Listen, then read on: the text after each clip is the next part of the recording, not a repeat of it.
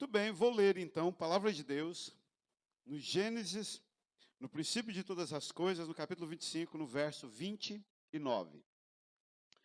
E o versículo 29 diz assim: E Jacó cozera um guisado, e veio Esaú do campo, e estava ele cansado. E disse Esaú a Jacó: Deixa-me, peço-te, comer desse guisado vermelho, porque estou cansado. Por isso se chamou Edom.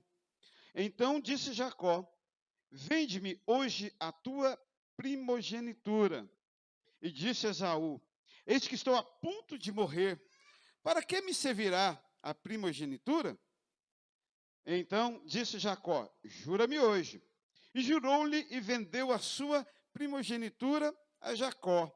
E Jacó deu pão a Esaú e o guisado de lentilhas. E ele comeu e bebeu e levantou-se e saiu. Assim, desprezou Esaú a sua primogenitura. Pai, eu te dou graças, eu te honro. Toma nossos corações, toma as nossas vidas, faz de nós segundo a tua misericórdia, Pai. Fala-nos, Deus, no nome de Jesus. Coloca as nossas vidas diante de ti, Deus, nesta noite, Pai, no nome de Jesus. Amém. Muito bem. Para início de conversa, Esaú e Jacó eram... para início de conversa, Esaú e Jacó eram... Não eram só irmãos, tinha um agravante, eram gêmeos. Filhos de Isaac e Rebeca. Muito bem. Mas não eram só filhos de Isaac e de Rebeca. Eles eram filhos de um...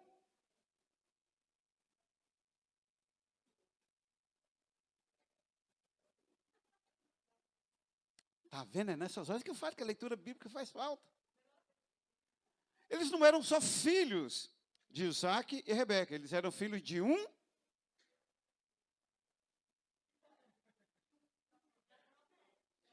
de um milagre. Rebeca era estéril. Então, esses dois irmãos, eles eram frutos de um milagre, de uma promessa, de uma descendência bendita. Eles eram frutos de uma história espetacular que vinha sendo desenvolvida desde que Abraão deixou Ur dos Caldeus e foi para uma terra onde o Senhor lhe mandaria. Mas num determinado dia, depois de já grandes, eles já estavam já formados, homens formados, Jacó cozera um guisado. Já é sabido de todos que Jacó era o preferido da mamãe. Ele gostava de ficar em casa, ele gostava de cozinhar, ele gostava... e Esaú não, Esaú era mais peão de tudo. Eu acho que era tipo assim, Esaú era de Cirilândia. Ele gostava de caçar, de pescar, de matar bicho, né, e tá, enfim. Selvagem. Jacó cozera um guisado. E veio Esaú do campo. Ele estava lá para o campo caçando, sei lá, ou cultivando, enfim, ele estava cansado e ele chega e o texto, o verso 29, diz que ele estava cansado. Aí no verso 30, e disse Esaú a Jacó, chegou Esaú ao seu irmão, e lembrando que Esaú nasceu primeiro, então Jacó era o gêmeo mais novo, e chegou Esaú a Jacó e disse: Deixa-me, peço-te, comer desse guisado vermelho. Que meleca é essa do guisado vermelho? Eu nunca tinha visto falar desse guisado vermelho. Aliás, eu sempre li nas traduções de uma sopa, de lentilhas. Mas esse ano eu me deparei com um guisado vermelho, que mudou a minha perspectiva do texto. E aí Esaú olha para Jacó e diz: Deixa-me comer desse guisado vermelho, porque eu estou cansado. E eu acho interessante porque isso quase sempre são as nossas atitudes de desespero. Ele chega e sem medir, ele só olha a cor do guisado e fala: Esaú a Jacó, eu quero, peço-te, deixa eu comer esse guisado vermelho porque eu estou cansado, eu tenho um motivo. E quase sempre quando você se entrega ao pecado, quase sempre quando você se entrega às trevas, você já se permitiu. Você já olhou para você e já chegou à conclusão que está cansado, que está precisando, que já fez demais. Esaú olha e diz: Deixa-me comer desse guisado dessa sopa vermelha, porque eu estou cansado. Ponto final no versículo. Aí o versículo tem uma terminação. Por isso se chamou... Todo mundo fechou a Bíblia no verso 30. Por isso se chamou... Quem é que se chamou Edom? Esaú. Aí é onde a rasteira vem eterna. 30 anos de teologia. Eu nunca na minha vida até essa semana sabia. Eu sabia que Jacó havia mudado o nome. Mas ninguém nunca havia me contado que Esaú também teve o seu nome mudado. E Esaú, desse momento em diante, fica conhecido como Edom. Porque ele trocou, porque ele quis, porque ele se permitiu comer do guisado vermelho. E Edom vem do hebraico Adams, que vem do hebraico terra vermelha, avermelhado.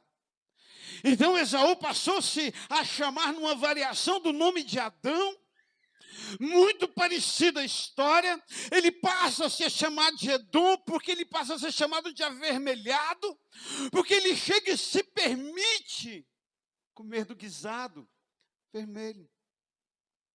Até aí, mudança de nome, tranquilo. Mas aí você vai continuar lendo a sua Bíblia.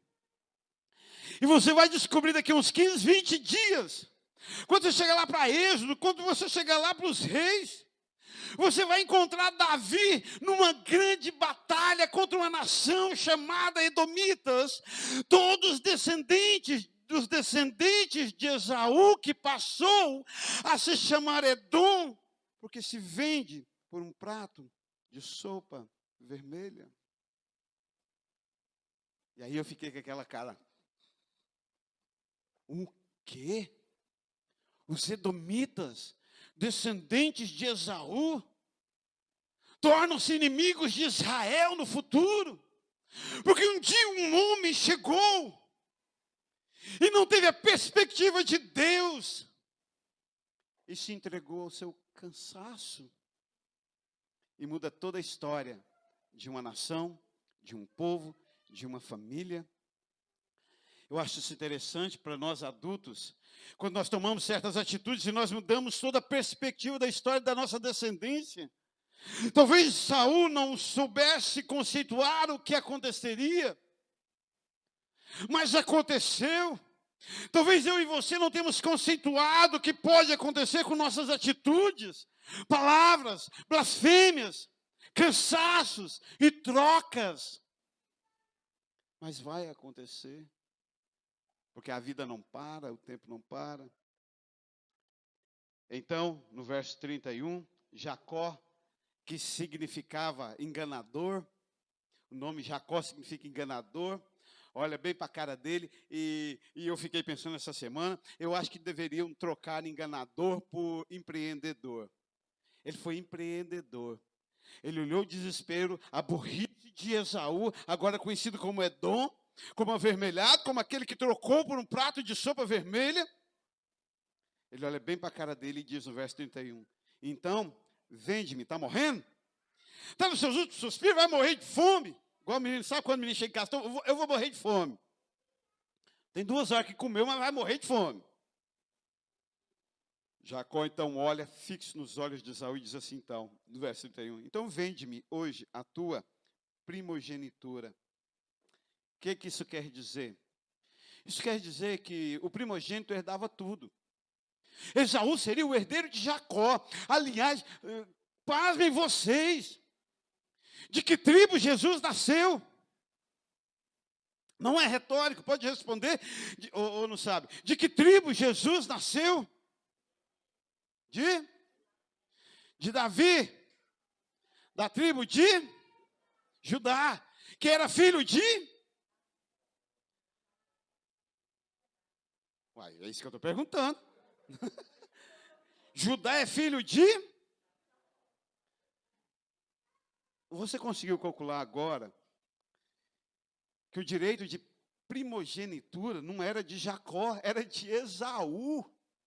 Não estou falando da herança de Isaac, não. Eu estou falando de Jesus ter nascido da tribo de Esaú, se ele nesse dia não tivesse trocado a sua vida por um prato de sopa.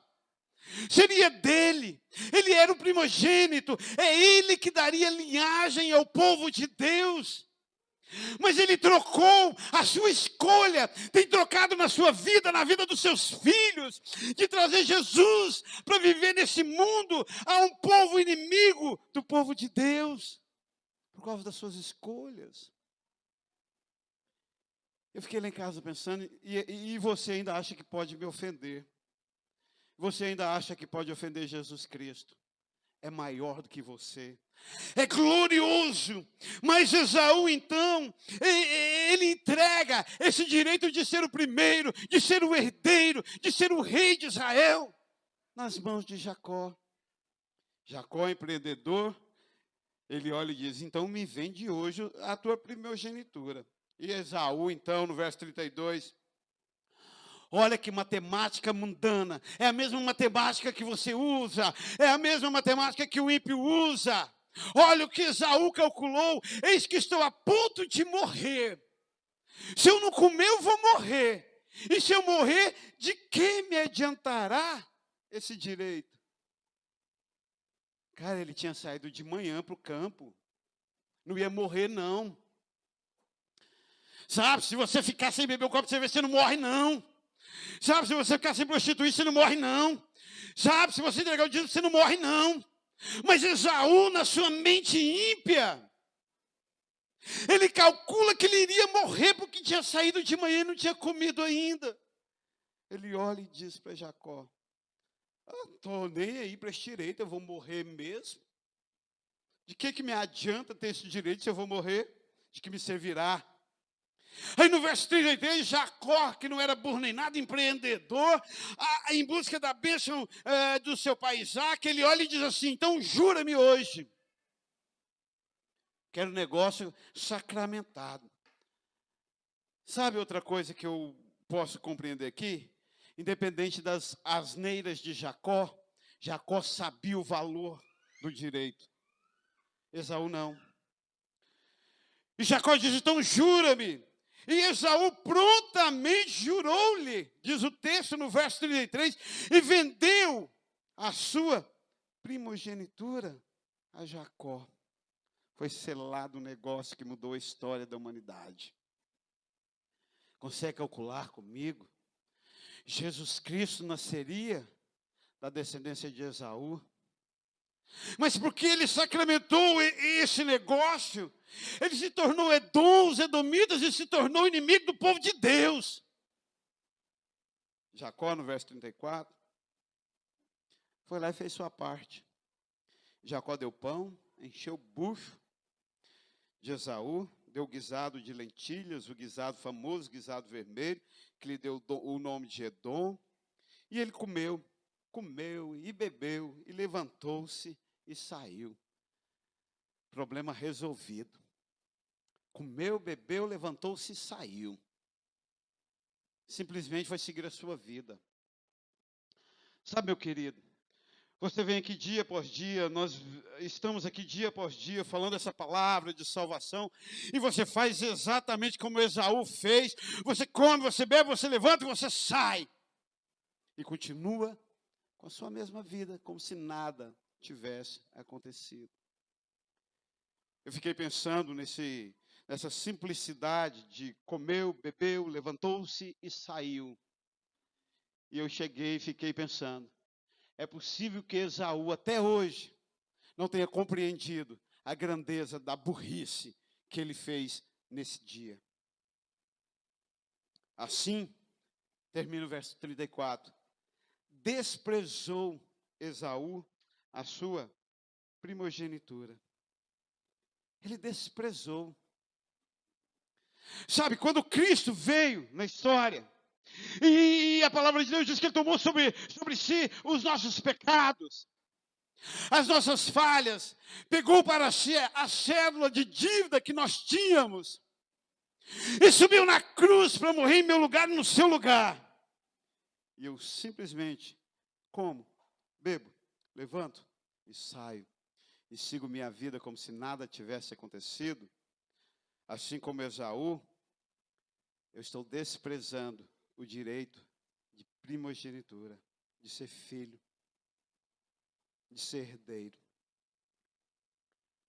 Sabe, meus queridos, li de um pensador da educação hoje, que no Brasil você tem que explicar, desenhar, depois explicar a explicação, e depois explicar o desenho, e depois desenhar a explicação de novo, porque nós somos de difícil entendimento. Satanás fez uma boa obra na história no Brasil, e encheu nossos corações de idolatria, e encheu nossos corações de ensinos errados, e encheu nossos corações de uma visão torpe sobre a revelação do Deus eterno. E assim, simplesmente assim como Esaú, nós desprezamos o direito de primogenitura, porque nós estamos interessados mesmos em comer, beber, levantar e sair. Jacó passou a se chamar Israel, que significa príncipe das nações, e trouxe Jesus. Esaú passou a se chamar Edom, que significa avermelhado, e foi destruído depois de brigar com Israel. Não foram os irmãos que o destruíram, mas um rei mau, Nabucodonosor. A história e a arqueologia conta que Nabucodonosor dizimou os edomitas. E eles deixaram de existir. A descendência de Esaú deixou de existir de sobre a face da terra. A venda do direito de primogenitura. Se ainda não ficou claro, a venda do direito de ser filho de Deus é grave, traz consequências. Esaú, evidentemente, não deixa de ser filho de Isaac. E isso foi algo de grande peso, essa revelação no meu coração. Sabe, para você que é crente, mas quer viver só comendo, bebendo, levantando e saindo? Incrivelmente, a graça, ela é salvadora, você é salvo pela graça. Não há nada, nem ninguém que pode interromper isto. Se você compreende a graça de Cristo na cruz, você habitará no céu eternamente. Mas o direito de reinar, de comandar, de ser cabeça, o direito de ser protagonista da sua própria história, ele perde. Quando você vende por essas diversões mundanas deste tempo, pelo comodismo, pelo medo, seja lá qual for a sua desculpa, a de Esaú era isso, porque estou cansado. Seja lá qual for a sua, estou com medo de morrer, estou com medo de ficar pobre, sei lá, estou com medo de sei lá o quê. Você não deixa de ser filho de Deus, mas você perde a grandeza de reinar, de comandar, de ser cabeça, de avançar. Como isso se aplica a nós? Como tudo isso de Esaú e Jacó se aplica a nós? A primeira coisa é o nosso imediatismo. A igreja moderna está cheia de crentes fracos e imediatos. Tudo mudaria a perspectiva se eu agora, nesta noite, anunciasse que quarta-feira começaríamos uma grande campanha para o seu marido virar uma bênção. As mulheres todas da igreja viriam quarta-feira. Mas nós não queremos que seu marido vire uma bênção. Nós queremos que seu marido se converta. É um pouquinho diferente. Virar bênção é para ser bom para você. E isso é egoísmo.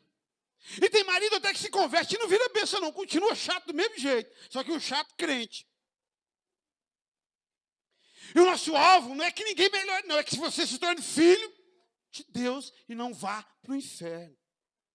Mas se eu anunciar aqui que quarta-feira teremos uma grande campanha para a bênção do marido, você vai trazer a foto dele, nós vamos ungir com óleo, e nós vamos ter que construir lá na frente um galpão para receber todo mundo. Porque nós queremos aqui agora, somos todos imediatistas, nós queremos que Deus resolva nossos problemas, e Deus quer resolver a nossa salvação. Incrivelmente, Deus, aliás, muitos dos seus problemas foi o próprio Deus que colocou no seu caminho. Para que você o entenda, para que você o conheça, para que você saiba que Ele é Deus. para que Ele possa abrir o mar diante de você. Mas nós somos imediatistas. Aí o A.W. Tozer, o grande A.W. Tozer, o maior teólogo do século passado, diz: Deus não se curvou à nossa pressa nervosa. Você pode chegar aqui nervoso, às vezes a gente recebe cada mensagem nervosa, né? Mas Deus não se dobra à sua pressa nervosa. Ele nem adota métodos para a nossa era imediatista. Ele não está com pressa, Ele tem eternidade para nos sarar, para nos curar, para nos abençoar. O homem que deseja conhecer a Deus precisa dedicar-lhe tempo, e muito tempo. Se o alvo de nossas vidas é não deixar que nossa alma arda no inferno eternamente, o primeiro passo é saber que Deus não está com pressa. O primeiro passo é saber que Deus não necessariamente interessado em resolver os nossos problemas, mas está interessado, trabalhando arduamente para que nós o conheçamos. É isso que a Bíblia diz. Prossigamos em conhecer o Senhor, nosso Deus. O imediatismo acabou com a história de Esaú. Como assim morrer de fome? Como assim largar tudo que Deus tem para mim, para ser satisfeito aqui agora? E se você for fiel a você mesmo, à língua portuguesa que você fala, e se você for calcular a maioria dos seus prazeres que te afastam de Deus, são prazeres momentâneos, que passam. São satisfações imediatas. Das poesias bíblicas, uma neotestamentária que mexe com os meus corações, se é que eu tenho mais de um. Quando Jesus, no Sermão do Monte, ele olha para a multidão, aquela multidão que só estava a fim de comer, beber, levantar e sair, ele diz: a que comparareis o homem? O homem, vocês são como a erva do campo, que nasce de manhã bonita, vistosa, mas vem o vento, vem a chuva, vem o sol, e de tarde vocês secam e morrem. É efêmero, é efêmera a existência humana. Sopro de vida. Qual foi o maior medo que nós tivemos? Lembra que há 2 anos atrás eu falava à igreja que a maioria de vocês tem mais medo de passar fome amanhã do que de ir para o inferno hoje. Lembra quando eu falava isso? Vocês lembram disso, os velhos de igreja? A maioria de vocês tem mais medo de passar fome amanhã do que de ir para o inferno hoje. Obra de Satanás. E ele fez ela agora plus 2.0. Agora é assim, a maioria de vocês tem mais medo de morrer da Covid do que de ir para o inferno hoje. Estamos bem-vindos à humanidade. A humanidade distante de Jesus Cristo, quando ele diz: vocês temem os homens? Em vão. Os homens, a única coisa que os homens podem fazer é matar você. Deixa eu te contar um trem glorioso. A Covid mata e está matando. Mas não pode te lançar nem no céu, nem no inferno. Deus ainda se mantém soberano na sua soberania de mandar você para o céu ou mandar você para o inferno. Mas, incrivelmente, nós temos mais medo de morrer da Covid hoje do que de ir para o inferno. Aliás, nós temos mais medo de morrer da Covid amanhã do que de ir para o inferno hoje. Porque somos imediatistas. Uma segunda coisa que eu vejo em toda essa história de Esaú é a sua falta de visão. Trocar o direito de primogenitura por um prato de sopa chega a ser beira ao ridículo, ao insano. Poxa, talvez seja por isso que Jesus ficou 40 dias e 40 noites no deserto, sem comer e sem beber. Talvez para contar para Esaú, quando levantasse dentre os mortos, subisse na glória eterna. Foi ridícula a atitude dele, assim como é ridícula a nossa atitude no dia a dia, de não considerar Deus, de não ter visão do que Deus pode fazer. Me lembro quando a Carol estava na sua sofrência para passar no vestibular, e decretos de todos os lados, eu disse, olha, eu estou com 23 anos de professor, e não fiz medicina, não foi porque não dei conta de passar o vestibular, não. Foi porque eu optei por uma área da vida. Sou educador de nascença, de chamado divino. Passei no vestibular para direito, não fiz porque não quis.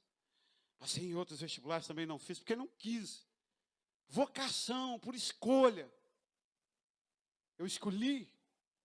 Por isso hoje eu tenho que contentar com o que eu ganho. Mas enfim.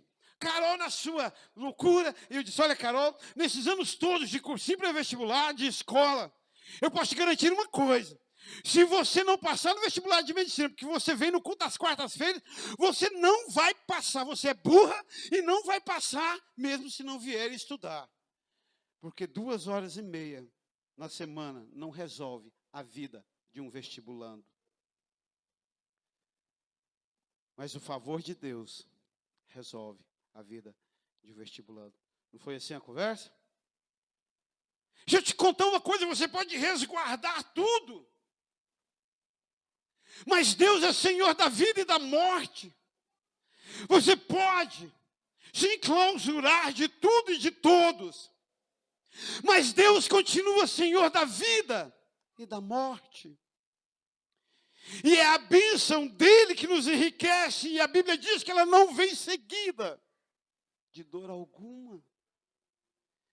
E Davi ainda canta que tem alguns que põem a sua confiança em carros e cavalos.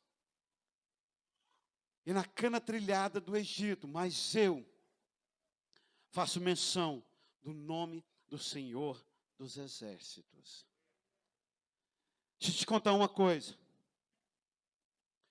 O que faz falta na sua vida é a falta da bênção de Deus sobre você. É ela que te livra, é ela que te guarda, é ela que te preserva, é ela que faz de você campeão. Estou falando com isso, nós vamos sair por aí fazendo doidura. Todos nós somos racionais, inteligentes, maduros e estudados. Sabemos exatamente o que cada um tem que fazer. Agora, vim ao meio-dia para me contar que você vai morrer de fome, porque você não comeu ainda. Aí não dá. Aí já é burrice. Falta de visão. Falta de visão do que Deus tem para você. Sabe, é falta de visão do que Deus tem para você. Esaú sofria desse mal, Reginaldo. Ele não sabia o que Deus tinha para ele. Sabe por que a gente sai na vida, Reginaldo, metendo as mãos pelos pés e fazendo doidura? Por um simples fato, a gente não sabe o que Deus tem para nós. E não sabe porque não procurou saber. Porque preferiu ficar no WhatsApp na hora do sermão, porque preferiu ver o futebol a fazer a leitura bíblica, enfim. Enfim, não sabe o que Deus tem preparado. Ora, caramba! Talvez você não entenda a grandeza disto, mas Jesus nasceria de Esaú como primogênito. Só isso bastava. Mas ele não teve a visão do que Deus tinha preparado para ele. Falta de visão de Esaú destrói sua descendência. Sua falta de visão do que Deus tem para você destrói você e sua descendência. O que você precisa, sabe? Eu gosto de usar esse exemplo chulo. Nós tivemos agora recentemente a mega cena da virada. Quantos aí jogaram? Ninguém? Glória a Deus. A mocinha jogou, mas ela pode. Parabéns para você, você ajudou alguém a ficar rico. Mas sabe aquela ilusão? aquela ilusão de Mega Sena da virada, eu vou ficar milionário, eu vou resolver todos os meus problemas. Sabe, se você, mocinha, tivesse ganhado na Mega Sena, você acordaria no outro dia, casada com o Genildo, mãe do Gustavo, nora do Seu de Deus, cunhada da Sandra, maranhense. Ou seja, nasceria do mesmo jeito. Se você ganhasse na Mega Sena da virada, você cortaria deprimido do mesmo jeito, com tendência promíscua e prostituta do mesmo jeito. Você acordaria maledicente do mesmo jeito. Porque o que muda o coração humano não é dinheiro, o que muda o coração humano é a presença, é a bênção de Deus sobre o indivíduo. Esperava um amém. Mas talvez você ainda estava na expectativa de que dinheiro ia mudar a sua realidade. Muda a sua realidade social, mas a sua realidade espiritual não muda. Para finalizar, o que tem a ver conosco, esse imediatismo acaba com Esaú, essa falta de visão, destrói sua descendência. E por fim, o que faz com que Esaú nos chame nesta noite, era não saber esperar a provisão do Senhor. Cara, nós temos um Deus que levanta corvo e leva carne para Elias. Nós temos um Deus que faz chover maná do céu. Nós temos um Deus que faz água brotar da rocha. Ou nós temos um Deus que faz o vento oriental vir trazer codornizes e encher nossos celeiros. Nós temos um Deus que não nos deixou, que não nos desamparou e que prometeu estar conosco todos os dias, até a consumação dos séculos. Mas não saber esperar a provisão do Senhor. E é engraçado porque Esaú tinha que saber. Por que Esaú tinha que saber? Ninguém está lendo Gênesis, não? Por que Esaú tinha que saber? Porque ele era filho de quem? Ele era filho de quem? Isaac. Isaac foi quem na história bíblica? Ele foi um garotinho que foi levado até o monte Moriá para ser o quê? Pelo seu próprio pai, Abraão.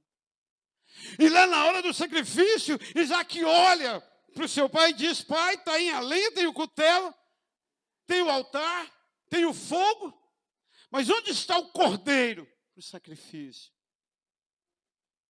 E aí Abraão escreve uma das maiores revelações veterotestamentárias sobre Deus, na sua revelação progressiva.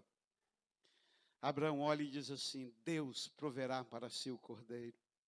Imediatamente o anjo aparece e diz: Abraão, não faça tal coisa. Não sacrifique o teu filho, ali está o cordeiro. Era o avô de Esaú, era o pai de Esaú nessa história. Ele ouviu essa história diversas vezes quando criança.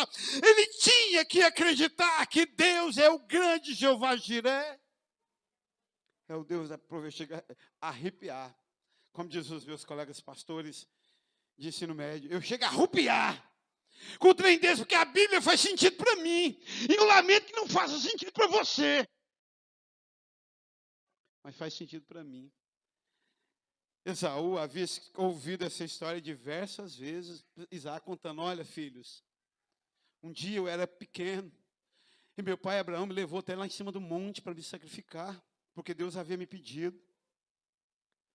Mas sabe de uma coisa, meus filhos? Na hora do sacrifício, Deus apareceu numa glória através do anjo e disse: não sacrifique o menino, porque eu vou prover para você um cordeiro. Esaú, no mínimo, ele deveria saber que Deus era poderoso para sustentá-lo. Aí quando eu vejo Nabucodonosor na história destruindo os edomitas, destruindo os avermelhados por causa de Esaú, a gente acha até uma razão, uma descendência de um homem que não acreditava, que não sabia esperar na provisão do Senhor. o Senhor Deus nos dará todas as coisas. Aliás, sabe que Paulo escreve sobre isso? Paulo escreve assim aos Coríntios: se ele não poupou o seu próprio filho, antes o entregou na cruz, acaso ele não nos dará todas as outras coisas? Nós cantamos que Deus é bom, e Ele é bom, Ele é o Deus de toda providência. Spurgeon, o príncipe dos pregadores, o maior pregador de todas as gerações, Charles Spurgeon, escreve: nossa ansiedade não esvazia o sofrimento do amanhã, apenas esvazia a força do hoje, simplesmente nos enfraquece agora. Não posso ir no culto, senão eu não vou passar na medicina. A sua ansiedade, o seu medo, a sua escravidão te enfraqueceu hoje. Mas no nome do Senhor dos Exércitos, diz Oséias, nós faremos proezas. No nome do Senhor dos Exércitos, nós não precisamos estar ansiosos por coisa alguma, porque Deus é o Deus de toda provisão e Ele nos ensinou a esperar nele. Ele nos ensinou que Ele não nos desampara. Sabe? Hoje nós estamos diante de uma palavra. Eu estive essa semana diante de uma palavra que contou para mim, e eu desejo que o Espírito Santo conte para você nesta noite. Você tem duas opções, meu querido. Ou você vai mudar o seu nome para Edom, ou você vai mudar o seu nome para Israel. É o caminho de todo ser humano, todo nascido de mulher. Se tiver clone também, vai ser dele também. Mas você tem dois caminhos. Ou você muda o seu nome para Israel e traz Jesus a este mundo, ou você muda o seu nome para Edom e será destruído por Nabucodonosor, o inimigo do povo de Deus. Você tem em suas mãos o direito de se permitir.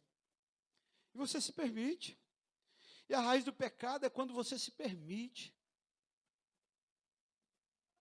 Quando você se permite, você faz coisas abomináveis. Mas você pode usar esse direito de se permitir para se entregar ao Senhor. Para se entregar a Jesus Cristo. Para quebrar essa maldição de ser avermelhado. E passar a ser príncipe das nações, povo de Deus, homem e mulher que traz Jesus a este mundo todos os dias. Homem abençoado. Saiba, só Jesus Cristo pode mudar o seu interior. Nada mais, ninguém mais. É Ele, na cruz, em meu lugar. Que quebra a maldição de ser escravo e me faz filho. Deus, eu te dou graças, eu te honro. Deus, obrigado pela tua palavra, obrigado pela tua revelação a mim. Deus, eu peço ao teu Espírito Santo, ó Deus, que o Senhor conduza essa mesma palavra aos corações aqui presentes. Aqueles que estão nos assistindo, aqueles que nos assistirão nesta semana. Que teu Espírito Santo alcance, Deus, dê a visão, meu Deus, de que nós podemos esperar, porque o Senhor é maior, é melhor, é maior do que aquele que está no mundo, o Senhor é melhor do que todas as coisas, e o Senhor é quem preenche o meu interior, o Senhor é quem faz de mim mais que vencedor. Eu te dou graças, eu te honro, eu abençoo o teu povo. Ó Deus, eu estendo ao teu povo a bênção do Senhor nesta noite, ó Pai, no nome de Jesus, Deus, abençoa o teu povo, Pai. Em nome do Senhor Jesus. Nome de Jesus. Deus abençoe os irmãos. Cada um guarde aquilo que lhe convém. Paulo diz que nós devemos ouvir e reter o que é bom. Aquilo que você acha que pode salvar a sua vida. Ainda que sejam palavras duras demais, retenha. Porque afinal, pode salvar sua alma. Deus os abençoe. Com oração silenciosa, estamos encerrados. Que Deus os guarde.